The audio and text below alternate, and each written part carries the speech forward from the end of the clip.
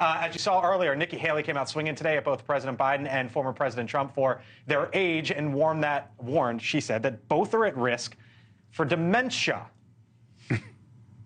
We've all seen them fumble their words and get confused about world leaders. That's not who you want in the Oval Office when Russia launches a nuclear weapon at our satellites. We're talking about the most demanding job in human history. You don't give it to someone who's at risk of dementia. All right, joining us now, Trump campaign National Press Secretary Karoline Leavitt. Karoline, thanks for being with us here on the Hill. Appreciate it. Good to see you as always. Nikki Haley, thanks. What'd you make of what she said today? Of course. What'd you make of what she said today?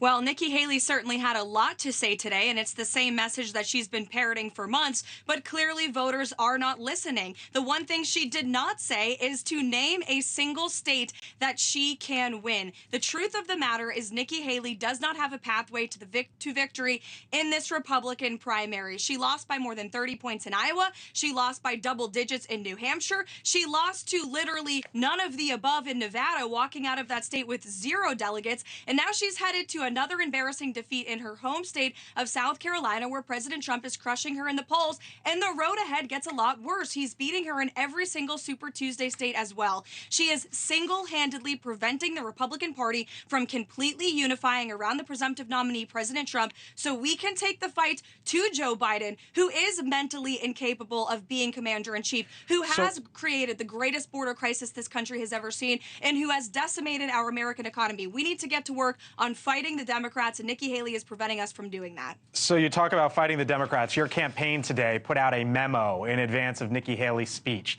And I'm paraphrasing here, but the campaign basically said, if you're wondering what's next, here's what it is. And let me tick through it real quick. You say that Nikki Haley is, quote, irrelevant and not newsworthy and should be treated as such. The Republican National Committee becomes one with Donald J. Trump's presidential campaign. Convention planning begins in earnest, and the general election that we have always known starts now, essentially, and the case to fire President Biden is prosecuted. So that's what you say is coming down the pike for your campaign. Does that begin Saturday evening or Sunday morning, assuming President Trump wins by a significant margin in South Carolina? When does that begin?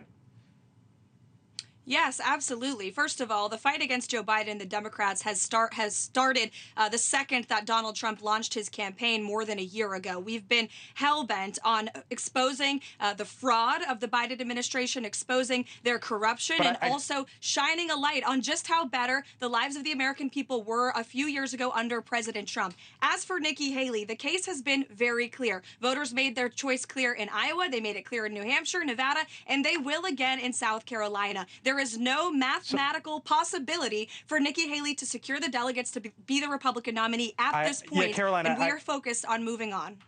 I hear you, and I asked her about that as well. But generally speaking, when do you move on to the general is the more succinct way to put that question.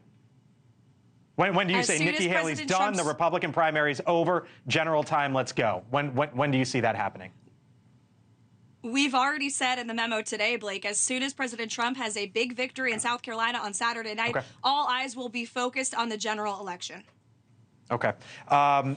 New York Times reporting that the former president privately expresses support for a 16-week abortion ban. As you can imagine, that'll be one of the hot topics of the general election. Is that the case? Is that where the former president is right now?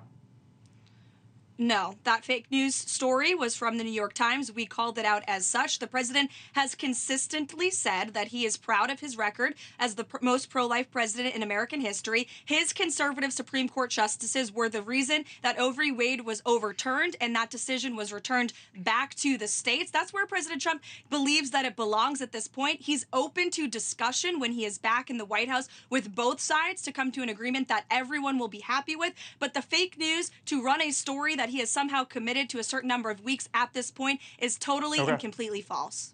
Karoline Leavitt, thanks for joining us. As always here on the Hill, I'm sure we'll talk to you again soon. Trump campaign. Karoline, thank you. Thanks, Blake.